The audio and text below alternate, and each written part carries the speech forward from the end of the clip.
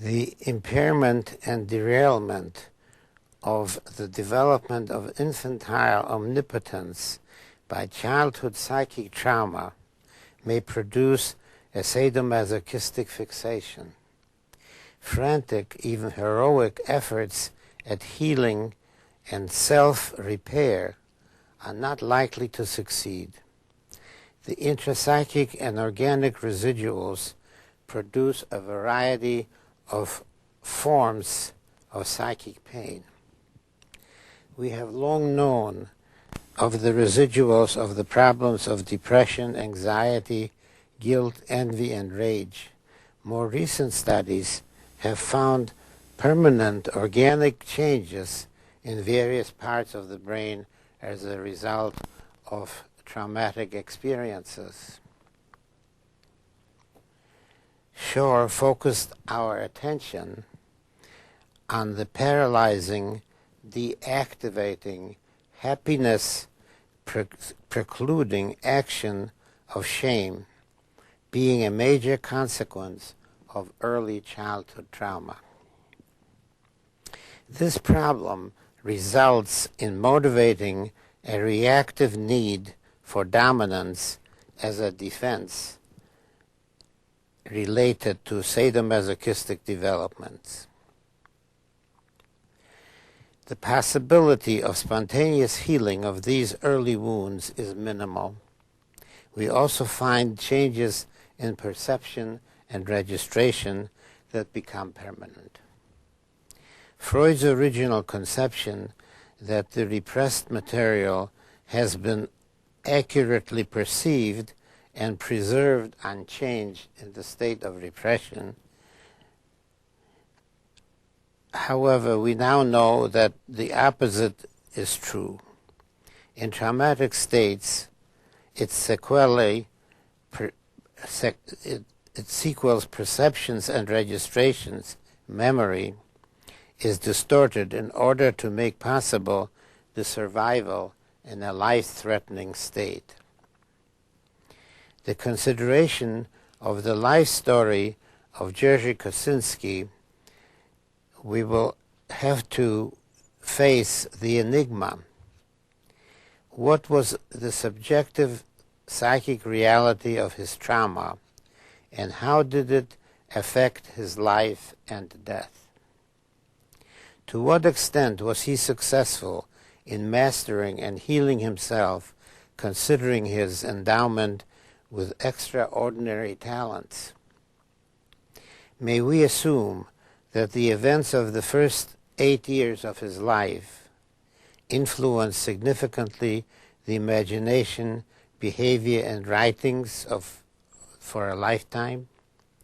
His suicide may have represented his final victory over the incurable wounds from which he suffered all of his life. As is well known, after the publication of The Painted Bird in 1965, Kosinski told some people in public and private that it was an autobiographical story. Professor James Park Sloan, wrote the definitive biography of Kosinski. So Professor Sloan summed up that, quote, "It was not a diary. 6-year-olds don't keep diaries, but it was the next best thing, and in one respect it was better. Kosinski was Anne Frank as a survivor walking among us." As time went on, Kosinski produced more books and emerged as a most impressive person, both in spectacular gifts and achievements. What can we infer from the format of the book about a young boy who goes from one situation of danger and horror into another? Each time he just barely escapes with his life. There is rarely any description of the subjective nature of his experience, and never one of the emotional experience which we can recognize as a feeling, and definitely he does not name any emotions. Each episode stops abruptly with an escape, and then he enters another horror story. I found the style of the painted bird illustrative of the cognitive constriction that takes place in trauma, and in line with the dearth of trauma survivors' accounts. Many studies of trauma link the cognitive constriction with post-traumatic alexithymia. In surveying some autobiographical writings of traumatized individuals, and in listening to survivors as patients for 40 years, and separately in the Holocaust testimony program, which are videotapes, I found in 1988 that the thing and action orientation prevailed, and an inability to observe, describe, and utilize one's feelings as signals to oneself. This was conspicuous and quite consistent. It is in fact pathognomonic of the sequels of severe trauma. At that time, when I wrote this book, I stated that the painted bird was the best illustration of this phenomenon. 35 years later, after the publication of the book, two observations are possible. One, that Kosinski's novels consisted for the most part of a series of episodes constructed just like the painted bird, with the one exception of being there.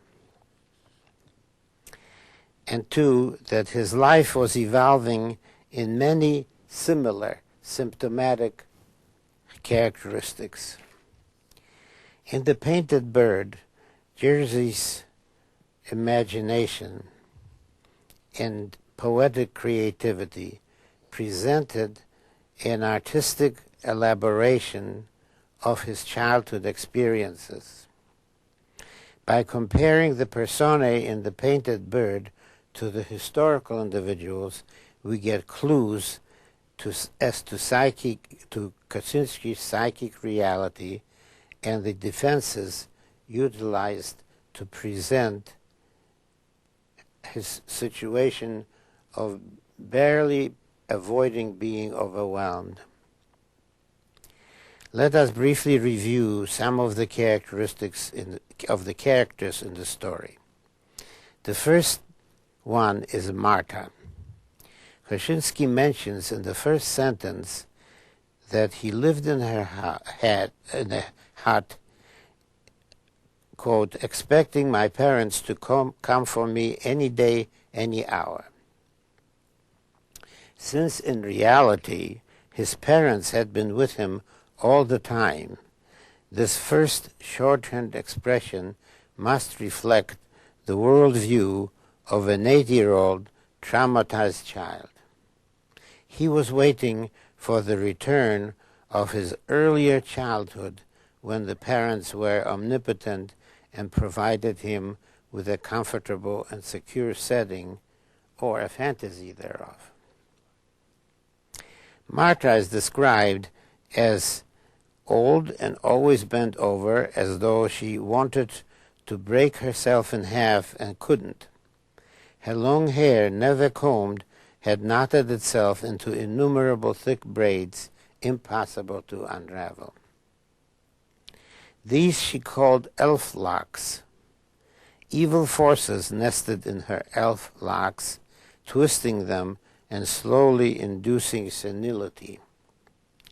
She peered at the light through 2 tiny slits embedded under thick eyebrows. Her lids were like furrows in deeply plowed soil. Tears were always spilling from the corners of her eyes, coursing down her face in well-worn channels to join the glutinous threads hanging from her nose and the bubbly saliva dripping from her lips. She had cautioned the boy of the danger of villagers who, without her protection, would drown him like a mangy kitten or kill him with an axe. James Park Sloan states, "The real Mariana Pashova was a simple, good-hearted old woman who was part of an underground railroad helping Jews to escape from Sandomierz. She was a hunchback. She put up the family in her cottage until they were able to go to their safety in an isolated village of Dombrova." Kosinski has put to work his creative imagination and presented Marta as a disgusting but benign witch. After all, a fantastic transformation did take place in her cottage. They entered as Levinkops and left as Kosinskis. The following are Jerzy's descriptions of the situation. "At first I was afraid and closed my eyes whenever she approached me. All I could sense was the foul smell of her body. With the many rituals and magical spells and behaviors, Marta is a witch, disgusting and scary. Her spells and death represent the abandonment, which unleashes the boy's destructive wishes. Instead of getting up and taking care of him, one day Marta does not get up and make the fire. The place is freezing, and Marta is cold and stiff, quote, still sitting in the middle of the room, her many skirts tucked up and her bare feet resting in a bucket of water, unquote. He goes back to sleep, confident that when he woke up, Marta would be scurrying around, humming her mournful psalms. But when he wakes up, the room is dark and terribly cold, and Marta is stiff in the very same pose as she had been before. Frightened of the dark, cold and hungry, the boy tries to light an oil lamp, but the lamp falls down and breaks, spilling the kerosene, and the whole cottage goes up in flames, and he witnesses Marta burning up. And finally, when he hears the villagers nearing, he escapes.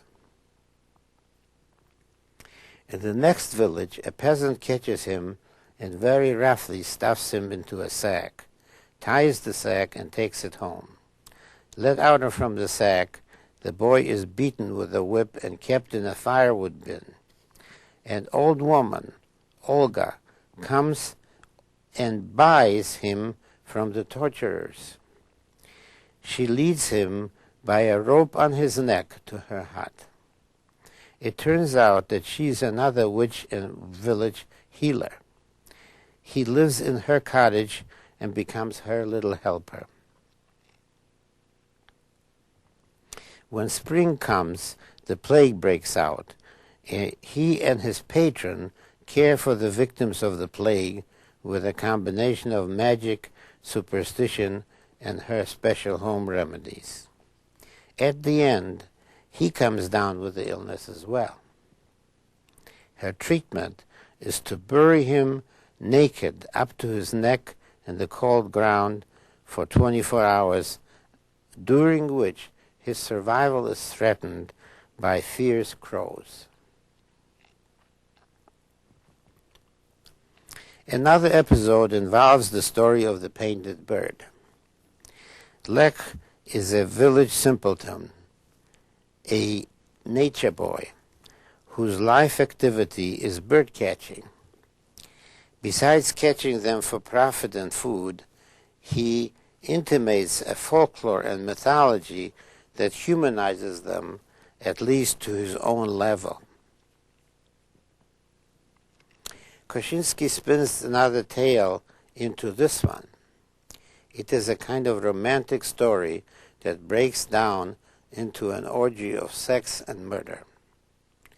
There is a secret relationship between Lech and the village idiot, whom they call stupid Ludmilla. She developed this condition when she was young and innocent, and her parents ordered her to marry the son of the village psalmist, who was notorious for his ugliness and cruelty. She refused. Her spurned swain entices her outside the village, where she was raped by a herd of drunken peasants and left unconscious. After that calamity, she withdraws from the village life and exists like a nymph somewhere in the deep forest. She develops a crazy kind of nymphomania. As Kosinski describes it, she lures peasants into the bushes and pleases them so much with her voluptuousness that afterward they cannot even look at their fat, stinking wives. No one man could satisfy her. She has to have several men, one after the other." Unquote. She and Lech have a special erotic relationship. Every day at noon, Lech goes into a clearing in the forest and makes hooting owl sounds. Stupid Ludmilla emerges in the high grass field, and they proceed to make love in the grass that, quote, shakes above their bodies. Some days she doesn't come, and then Lech becomes silent, and in his rage and longing proceeds to paint a captive crow, mostly with lime. He then releases the painted bird, and he and the boy watch it being attacked and torn apart by crows of its own flock. At one point, Ludmilla stops responding to Lech's signal and stops coming to him altogether. Lech becomes increasingly withdrawn, stops all his usual activities, and drinks heavily. In a drunken state, he goes to the village where the people laugh at him and tease him. Finally, he can't stand the frustration and leaves. Time passes, with the boy staying alone in Lech's shack. Suddenly, stupid Ludmilla appears with her big wild dog. She goes into the cottage and looks for Lech. She finds his cap that she first embraces and then throws on the floor and tramples with her feet. She finds Lech's vodka and proceeds to drink with a vengeance. When she concludes that Lech abandoned her for good, she goes into a drunken frenzy, which starts with her raping the boy in the meadow. The peasants spot this sight and come over and take over in a sex orgy. A mob of women carrying rakes and shovels catches up with the wild scene. With their weapons, they chase away the men and beat stupid Ludmilla into a bloody pulp. Suddenly, Lech reappears and wants to defend Ludmilla, but it is too late. She is dead. Lech mourns over her, the body, and the boy runs away again and moves on. Now, Lech is an embellishment of a person from Jerzy's past. While Jurek spent almost 3 years confined to his house and backyard, he used to hang from the fence and he could only watch and spin fantasies. Across the street was the cottage of the Trach family, whose teenage son had suffered brain damage from encephalitis. His name was Alexander, but they commonly called him Lech. The boy was clever with his hands and comfortable in nearby woods. He amused himself, actually, by trapping birds, especially crows. He kept them in handmade wooden cages. Quote, sometimes he painted those captured birds with lime wash and turned them loose and watched what would happen. Lech has a fascination of a simple-minded, best and hence unknowable individual who had a single exceptional skill. He was gentle and harmless, and in his simplicity he lived close to nature, where unconscious cruelty seemed ever present. This is Sloane describing. Again, Kosinski takes an element he remembers from his childhood and builds around it a fantasy of a seeming perfect love relationship in which the abandoned woman turns it into a sex and violent orgy ending in the killing of the woman. In a later episode, we find the story of Gardos with his vicious dog Judas. Gardos hangs the boy by his arms from the ceiling, just out of reach of the deadly beast. He beats the boy with whips and willow canes. After a visit by a priest, the boy escapes and runs to church.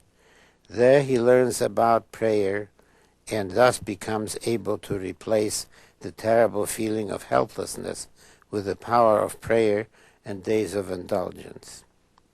This newfound religiosity leads to his running to the church where a mass is about to be celebrated. An altar boy is missing, so the priest officiating picks our, quote, gypsy boy, that's what the villagers called him. Weak from the last night's beating, he drops the missile.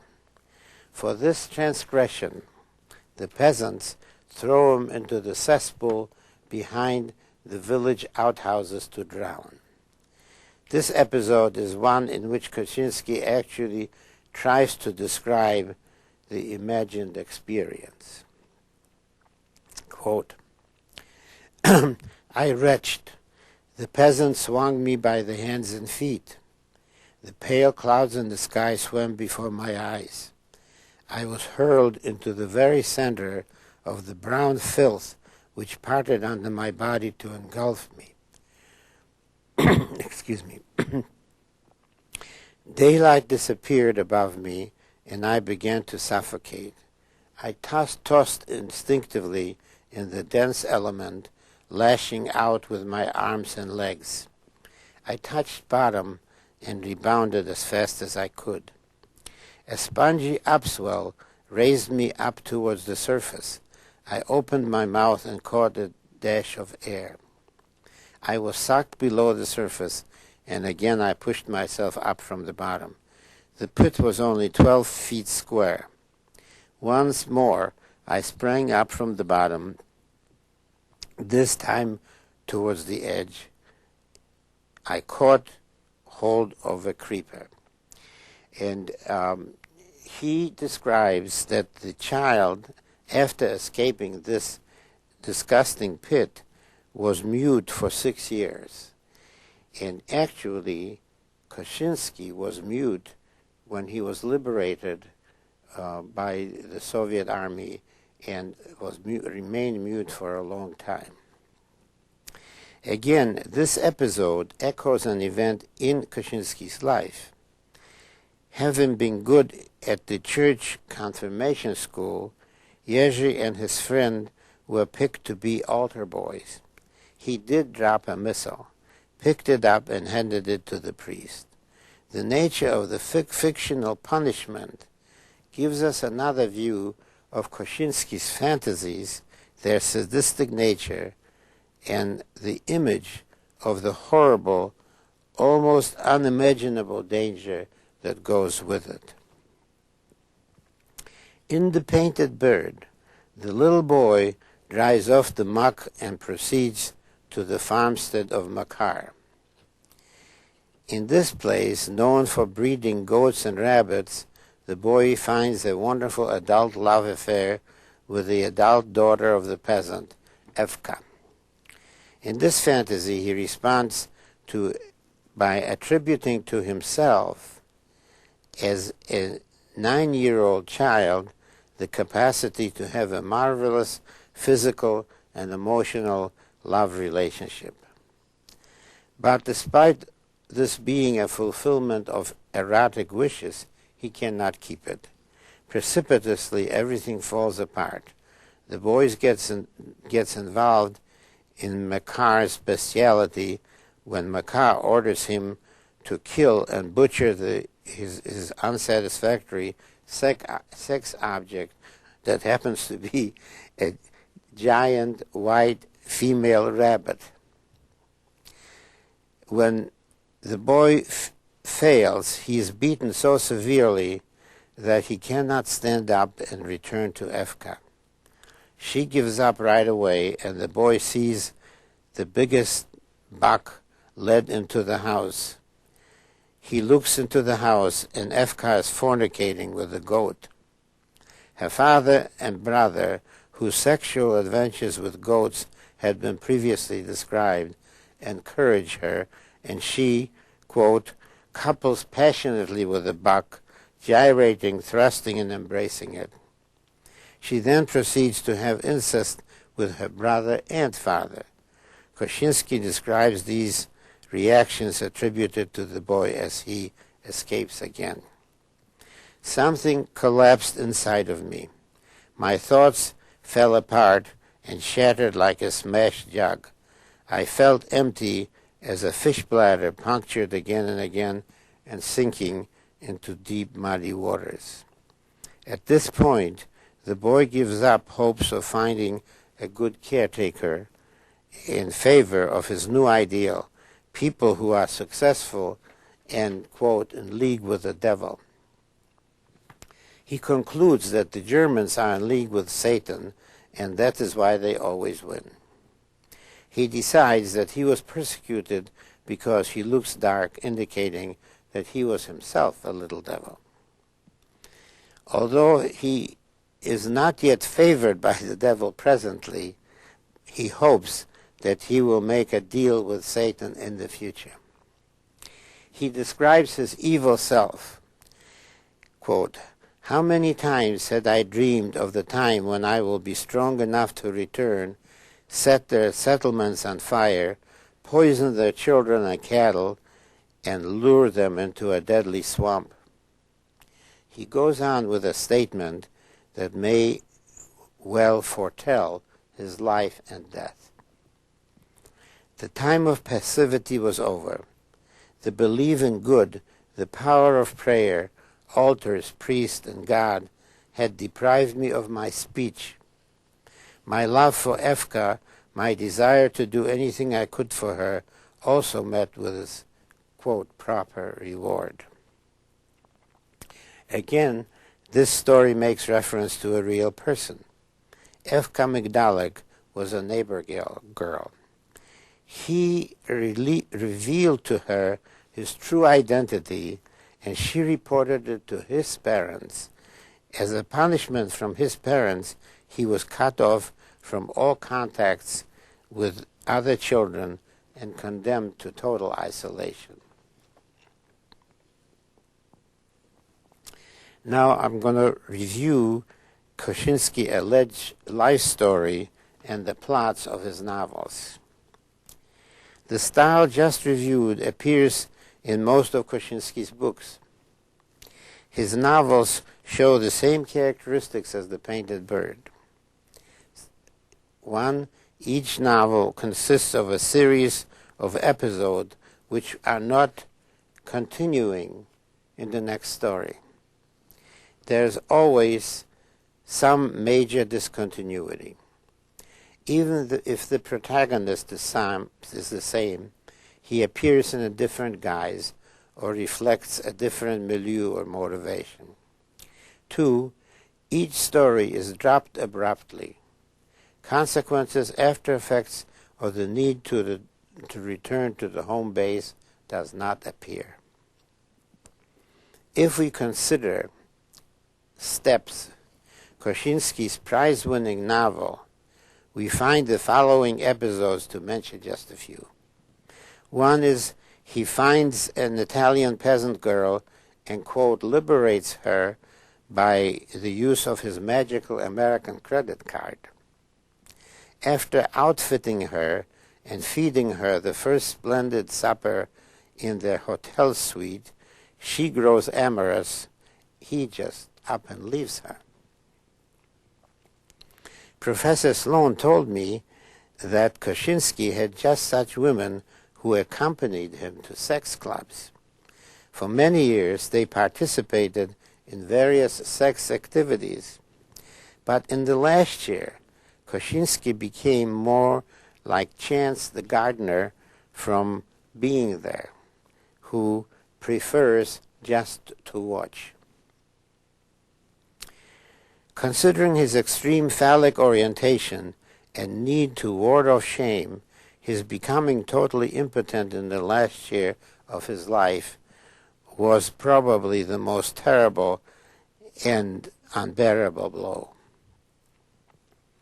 Now back to the story of the steps. He encounters a beautiful woman, but instead of the usual dalliance, it turns out that she is dying. He can have sex with her, but he can only see her through a trick with mirrors. And none in attendance declares that he is one of those, quote, hyenas who suck the blood out of their victims. Next, the protagonist arrives at a village where the entertainment consists of a beautiful young woman fornicating with an octopus, which, by the way, echoes Evka fornicating with a goat, which is the buck, which is the symbol of Satan. In the Steps incident, the octopus, allegedly unnerved by the experience, proceeds to devour itself. The protagonist then runs into two women. He is impotent with one, likes it fine with the other. Then he realizes that his partner is a man, and he declares that he feels liberated because all we needed to do was to exist for each other solely as a reminder of the self. The protagonist of Steps continues with adventures of his army life, one more bizarre than the other. They all culminate in an italicized paragraph in which apparently a woman asks him if he is circumcised. He responds, "Today it seems so cruel and unnecessary. A part of an infant's body is removed without his consent. Isn't it possible that as a result of mutilating him, the man becomes less sensitive and responsive? After all, a delicate organ that nature intended to be covered and kept tender becomes exposed, and almost like one's knees and elbows, is constantly chafed by the linen, wool, and cottons one wears." The preoccupation here is a residue of fear of exposure. He did, in fact, comment on his own circumcision. Quote, "I prayed to God that nobody would ask me when or why I was circumcised. All I knew was that during the war, the Nazis and the anti-Semites were hunting for the few remaining Jews. My circumcision set me apart and could lead to my death." Kosinski was extraordinarily fond of disguises and also of hiding. His friends learned that he could hide any time when he had company or he was visiting their homes. His two most remarkable hiding incidents, when he could not be found at all, were one in the chimney of his house and the other in the drawer of his photography darkroom. In a conversation with Stokes, one of the two men who tarnished his reputation by an article in the Village Voice, Kosinski said, "All my life I have been hiding." And he bragged, "Give me a half an hour and I'll find a hiding place anywhere." I have related the above episodes because they demonstrate that Kosinski suffered from the late after effects of childhood psychic trauma, as distinguished from infantile and adult catastrophic trauma pictures. The most striking aspect of childhood trauma consists of typical traumatic imagery, memory, and perception. Together they are activators of post-traumatic play, which is repetitive and tends to be contagious. We have a number of clues to consider. Kosinski's mother was very narcissistic, and her behavior with Jurek, which is the Polish diminutive of Jerzy, suggests that she experienced the child from the beginning as an extension of herself, and she had to be the sole source of love and comfort to him. There's another major issue involved here, namely the transformation of infantile narcissism and omnipotence by trauma and repeated confrontation with death into a sadistic, sadomasochistic, moral perverse attitude. It fills Kosinski's books and life. His life was full of disguises and posing. He was called hollow at the core by a New York Times reporter. Kosinski liked to talk about it himself in terms of dominance. If there is anything in a person which enables that person to remain independent, the protagonist of Steps attempts to conquer that independence. If he succeeds, he feels only indifference, but in seemingly prolonged moments when the dominance becomes his, he feels a kind of passion, a gratefulness so total, a joy at winning so deep as to be love. There grows within him also a great relief at having finally freed himself of a struggle and finally being able to acknowledge himself, the stranger. In that instant, one partner loves the other's susceptibility. He loves passionately. But when that instant passes, he feels only emptiness, and he moves again from threat to conquest, from love to indifference.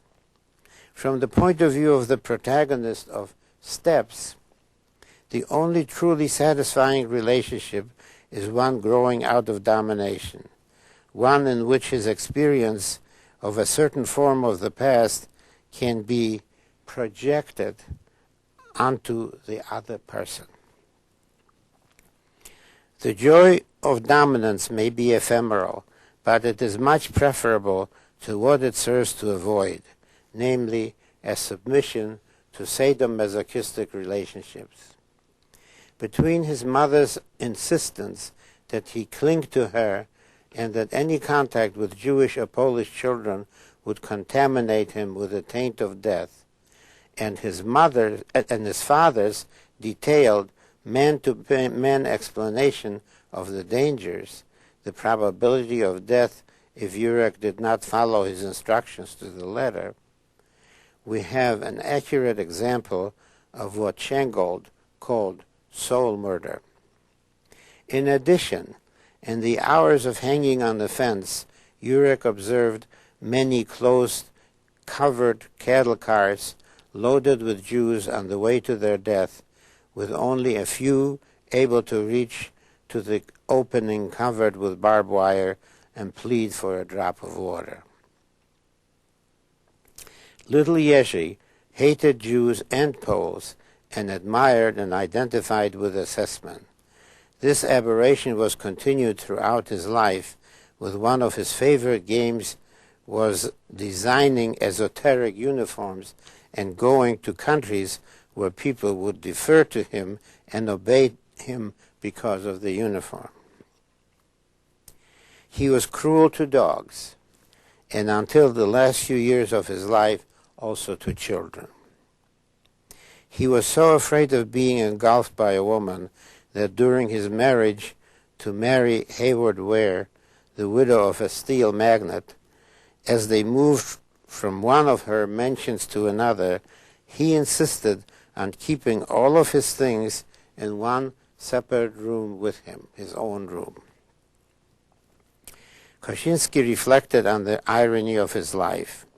Whoever sheltered me in Poland faced the death penalty. What kind of childhood was that?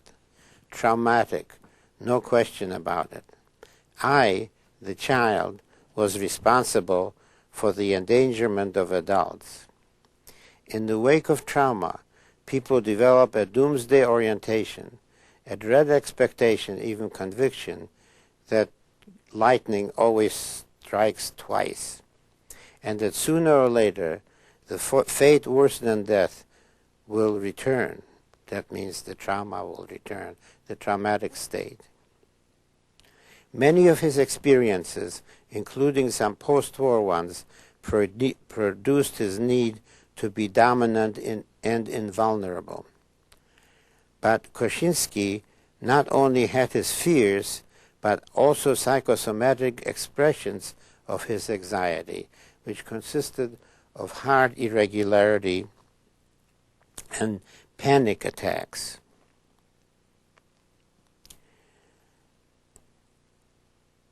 His pulse varied from 40 to 200, and on his last trip to Florida, he had to carry a heart monitor with arrangements for instant help. But it was very clear that he would rather die than return to his traumatic state. He said, quote, "Mercy killing interests me, mercy living does not." He discussed in detail his plans for suicide as reflected in Steps and also in his other book, Hermit of the 69th Street. The following quotation is from Passing By, a review of his papers collected in 1968. Quote, "For the protagonist of Steps, suicide is an act stemming out of the present. In performing suicide, a man chooses to escape from his future and from his past, thus overcoming the knowledge that he will die. But even in self-destruction, his shadow outlives him. He imposes on other people the necessity for remembering and for judging him. He creates the means to outlive himself." And we may add, in summary, that he exits fighting dominant to the end. In fantasy, he gains dominance over what is considered the greatest danger, which is shame or humiliation, and he does not return to submission. Thank you.